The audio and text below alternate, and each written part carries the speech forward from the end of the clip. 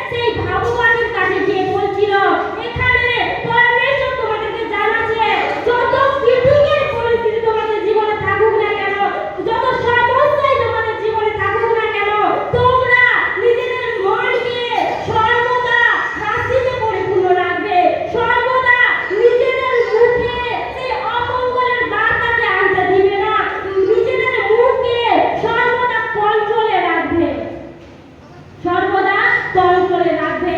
সেই শুনে নিও, নারী যদি ওই সময় বলতো যে আমার ছেলে মারা গেছে, আমার ছেলে মারা গেছে, হয়তো তার ছেলে আর বাঁচতো না। এই কাহিনী ঠিক একইভাবে যা পরমেশ্বরের দাস করেছিল, যা পরমেশ্বরের ভাওবাদী ইলিশাই করেছিল, প্রভু যিশুও ঠিক একইভাবে একই মিরাকেল করেছিল। কার কার সেই বাক্য মনে আছে যা প্রভু যিশু করেছিলেন? কতজন বাইবেল পাঠ করে? কতজনের মনে আছে প্রভু যিশু একই মিরাকেল করেছিলেন? যখন প্রভু যিশু রাস্তার মধ্য দিয়ে হেঁটে যাচ্ছিলেন, তখন একজন ব্যক্তি, ধনবান ব্যক্তি, সে এসে বলছে, প্রভু আমার সঙ্গে আমার গৃহে চলুন, আমার কন্যাটি মৃতপ্রায়, আমার কন্যাটি মৃতপ্রায়, আপনি আমার সঙ্গে চলুন। তখন তার এক আত্মীয় এসে বলছে, প্রভুকে দুঃখ দিয়ে কি লাভ, তোমার কন্যাটি তো আর বেঁচে নেই। তখন প্রভু যিশু বলছে, চুপ, ইশারা করছে চুপ, মুখে বলো না। তুমি যদি বিশ্বাস করো তাহলে পরমেশ্বরের মহিমাকে দেখবে। তুমি যদি বিশ্বাস করো তাহলে তুমি পরমেশ্বরের মহিমাকে দেখবে। তখন প্রভু যিশু সেই ব্যক্তির সঙ্গে যায়, গিয়ে তার ঘরে সেই শিশু কন্যাটিকে স্পর্শ করে এবং স্পর্শ করে সুস্থ করেন। সেই শিশু সন্তানটি মারা গিয়েছিল, ঘুমিয়ে গিয়েছিল। তখন সেখানে গিয়ে বলছে, এই খুকিটি তো মরেনি, ঘুমাইতেছে, মরেনি, ঘুমাইতেছে। প্রভু যিশু পর্যন্ত মুখে বলেনি যে শিশু মারা গেছে, আমি একে জীবিত করে দেব। তখন সে বলছে, এই শিশু তো মরেনি, এই শিশু তো ঘুমাচ্ছে, ঘুমাচ্ছে, ঘুমাচ্ছে। আজকে তোমার কাজ ঘুমিয়ে যেতে পারে, আজকে তোমার কাজ বন্ধ হয়ে যেতে পারে, কিন্তু পরমেশ্বরের আশীষে আজ তোমার কাজ পরমেশ্বর খাড়া করবে। বিশ্বাস করো, তোমার বিশ্বাস দ্বারা সবকিছু সম্ভব। তোমার কাজ বন্ধ হয়ে গেছে, তোমার বিজনেস ডুবে গেছে, তোমার সন্তান তোমার অবাধ্য হয়ে গেছে, তোমার স্বামী তোমার অবাধ্য হয়ে গেছে, কিন্তু বিশ্বাস করো, তোমার বিশ্বাস দ্বারা তোমার প্রত্যেকটা কাজ আজ পরমেশ্বর জীবিত করবে। আজ পরমেশ্বরের গৃহে আসার কারণে আজ পরমেশ্বর জীবিত করবে। পরমেশ্বরের প্রতি সেই বিশ্বাস রাখাতে কতজন বিশ্বাস রাখতে প্রস্তুত আছে যে আমি সেই বিশ্বাসকে রাখতে প্রস্তুত আছি? হালেলুয়া! কতজন বিশ্বাস রাখবে যে আমার মধ্যে সেই বিশ্বাস আমি রাখবো?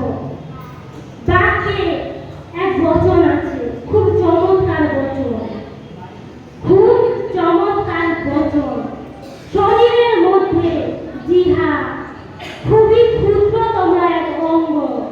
শরীরের মধ্যে জিহ্বা খুব ক্ষুদ্রতম অঙ্গ, কিন্তু এই জিহ্বাই দর্পের দর্পের কথা বলে।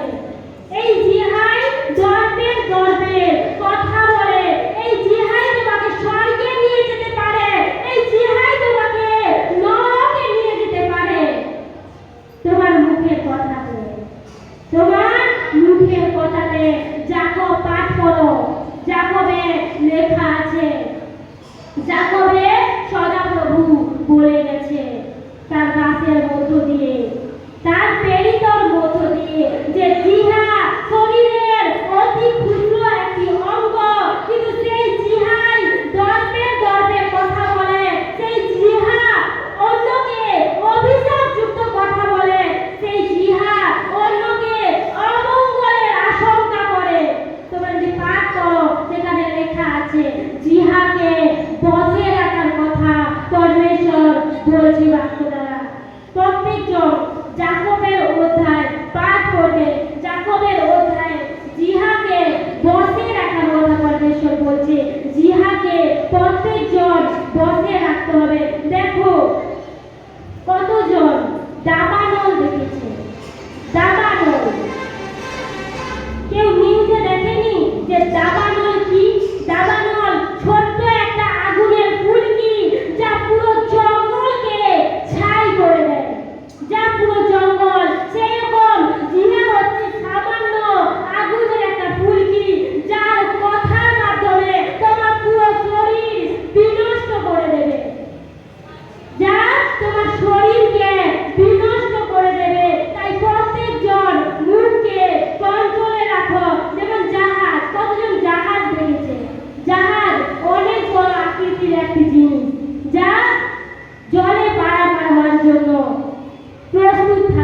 সর্বদা। সেই জাহাজকে যে জাহাজ চালায় সেই চালক কিন্তু বসে রাখে।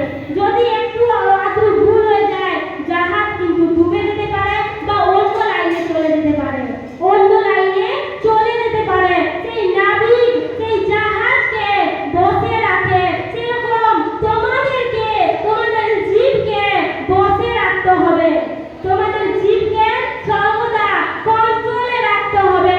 মুখকে, এটা যখনই তোমরা ভাবছো যে আমরা মুখকে কিভাবে কবজা করব, মুখকে কিভাবে কন্ট্রোলে কথা বলবো, কিভাবে কন্ট্রোলে চালাবো, এটা ভাবো যে তোমার সঙ্গে সর্বদা পরমেশ্বর আছে। তোমার কথাতে, তোমার চলাতে, তোমার বলাতে, তোমার যাওয়াতে, তোমার আশাতে পরমেশ্বর তোমার প্রতি নজর রাখছে। পরমেশ্বর নজর রাখছে।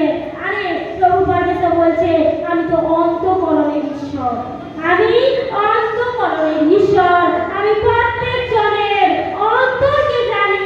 সদা প্রভু যদি প্রত্যেক জনের অন্তরকে জানেন তাহলে আমরা কোথায় যাচ্ছি, কি করছি, কোন পরিস্থিতির মধ্য দিয়ে হাঁটছি প্রভু কি তা দেখছে না? অবশ্যই দেখছে। কতজন দানিয়েলের কাহিনী পড়েছে? দানিয়েল পরমেশ্বরের দাস ছিল, পরমেশ্বরকে অনেক ভয় করত আর পরমেশ্বরের আজ্ঞা পালন করত, পরমেশ্বরের কাছে 3 টাইম প্রার্থনা করত। আর তার সেই পরমেশ্বরকে ডাকার কারণে তাকে সিংহের গুহাতে ফেলে দেওয়া হয়েছিল। তার মধ্যে বিশ্বাস ছিল আর সেই বিশ্বাসের কারণে দানিয়েল যখন প্রার্থনা করে তখন সিংহের মুখকে পরমেশ্বর বন্ধ করে দিয়েছিল। সিংহের মুখকে পরমেশ্বর বন্ধ করে দিয়েছিল। সে যদি বলতো সেই সময় যে আমাকে সিংহ খেয়ে ফেলবে, সত্যি বলছি আমি তোমাদেরকে, সিংহ সেই মুহূর্তে তাকে খেয়ে ফেলতো। কিন্তু সে প্রভুর কাছে প্রার্থনা করছে যাতে সিংহ তাকে না খায়। তার মধ্যে চিন্তা ছিল না, তার মধ্যে ভয় ছিল না, কারণ তার মধ্যে পরমেশ্বরের ভরসা কাজ করছিল, তার মধ্যে পরমেশ্বরের ভরসা কাজ করছিল। আজকে তোমাদের মধ্যে সেই পরমেশ্বরের ভরসাকে রাখতে হবে যে যাই হয়ে যাক না কেন আমি মুখে মন্দ কথা বলবো না। কারণ আজকে পরমেশ্বর তার বাক্য দ্বারা আমাকে দেখিয়েছেন, আজকে পরমেশ্বর আমাকে তার বাক্য দ্বারা জানিয়েছে যে আমি যেন মুখে মন্দ কথা না বলি, মুখে মন্দ কথা না বলি। কতজন মন্দকে এড়িয়ে চলতে প্রস্তুত? Hallelujah, hallelujah. কতজন মন্দকে ত্যাগ করার জন্য প্রস্তুত? পরমেশ্বর প্রত্যেক জনের জীবনে আশীর্বাদ করবে যে মন্দকে ত্যাগ করে, যে মুখে সর্বদা মঙ্গলের কথা রাখে, যে অমঙ্গলকে পিছনে ফেলে দিয়ে হাঁটতে শিখে। যে এই সামান্য কিছু আমার কাছে কিছুই নয়, হতে পারে তোমার অনেক সমস্যা, হতে পারে তোমার মধ্যে রোগ আছে, তোমার পরিস্থিতি বিগড়ে গেছে, তুমি ক্রিটিক্যাল পরিস্থিতির মধ্য দিয়ে হাঁটছো, কিন্তু তোমার মুখে মঙ্গলের কথা, সদা প্রভু আমার বল, তিনি আমার শৈল, তিনি আমার ঢাল, তিনি আমাকে অবশ্যই রক্ষা করবেন, তিনি আমাকে অবশ্যই রক্ষা করবেন। হিতোপদেশের বাক্য পাঠ করলে তোমরা জানতে পারবে হিতোপদেশ তার 12 অধ্যায়ের 14 পদ। আজকে আমি বাইবেলের বিভিন্ন জায়গা থেকে তোমাদেরকে মুখ কন্ট্রোলে না রাখলে, মুখকে নিজের বশে না রাখলে তোমাদের জীবনে সমস্যা আসবে। তাই জন্য আমি তোমাদেরকে পরমেশ্বর বিভিন্ন বাক্য দ্বারা, বিভিন্ন বাক্যের মেসেজ দ্বারা আজ পরমেশ্বর তার দাসীর মধ্য দিয়ে তোমাদেরকে জানাচ্ছে। হিতোপদেশে মনুষ্য আপন মুখের ফল দ্বারা মঙ্গলে তৃপ্ত হয়, মনুষ্যের হস্তকৃত কর্মের ফল তাহারই পরিবর্তে।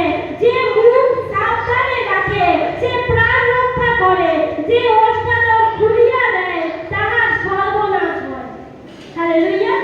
কতজন বাক্যকে শুনছে? হিতোপদেশের এই চমৎকার বাক্য প্রভু পরমেশ্বর তার বাক্য সে প্রাণ রক্ষা করে, সে প্রাণকে রক্ষা করে। যতজন মুখকে কন্ট্রোলে রাখতে পেরেছে, মুখকে কবজা করে রাখতে পেরেছে, তুমি সর্বদা নিজের জন্য আশীর্বাদযুক্ত কথা বলো, তোমার ফ্যামিলির জন্য, তোমার পরিবারের জন্য আশীর্বাদযুক্ত কথা বলো, তাহলে তুমি মুখে যা বলবে তোমার জন্য তাই পরমেশ্বর করবে। কারণ বাইবেলে লেখা আছে যে মুখ সাবধানে রাখে। কতজন আজকের পর থেকে মুখকে সাবধানে রাখে? মুখকে সাবধানে রাখে। অনেক মা আছে যখন তার সন্তানটাকে চালায়, তার সন্তান যখন দুষ্টামি করে তখন সে মুখে তাকে অভিশাপযুক্ত কথা বলে। এমন কেউ না করো। যখন তার স্বামী স্ত্রীর মধ্যে ঝগড়া হয়, মুখের কোনো বেগ নেই, মুখের কোনো বন্ধন নেই, যা মুখে আসছে তাই বলে যাচ্ছে। পরমেশ্বর বলছে মুখকে সাবধান করো। চেতনা দিচ্ছে, আজকে তোমাদেরকে চেতনা দিচ্ছে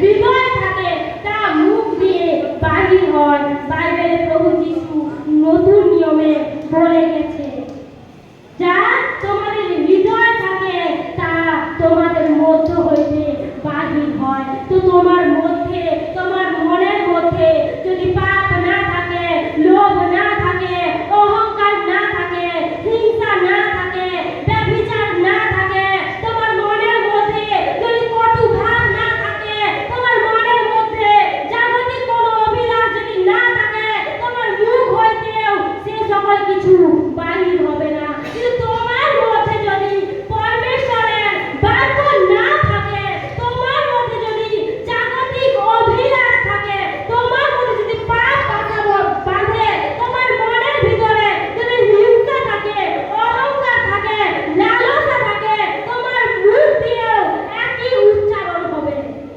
তোমার মুখ দিয়েও একই কথা বের হবে। তোমার মনের মধ্যে যা আছে মুখ দিয়ে তা প্রকাশ পাবে। তাই আগে মনকে পরিবর্তন করতে হবে, মনকে চেঞ্জ করতে হবে।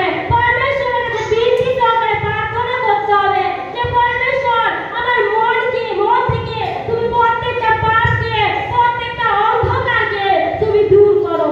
যখন তোমার মনের মধ্য থেকে পাপ দূর হয়ে যাবে, অন্যায় দূর হয়ে যাবে, তোমার মুখ দিয়েও অটোমেটিকলি ভালো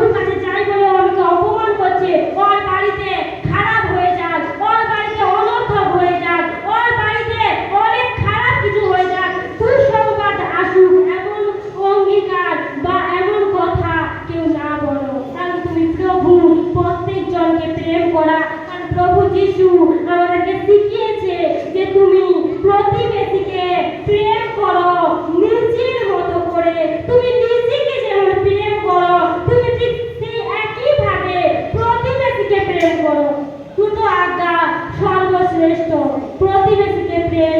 দ্বিতীয় আজ্ঞা, আজ একাধিক ব্যক্তি প্রতিবেশীকে প্রেম করে না,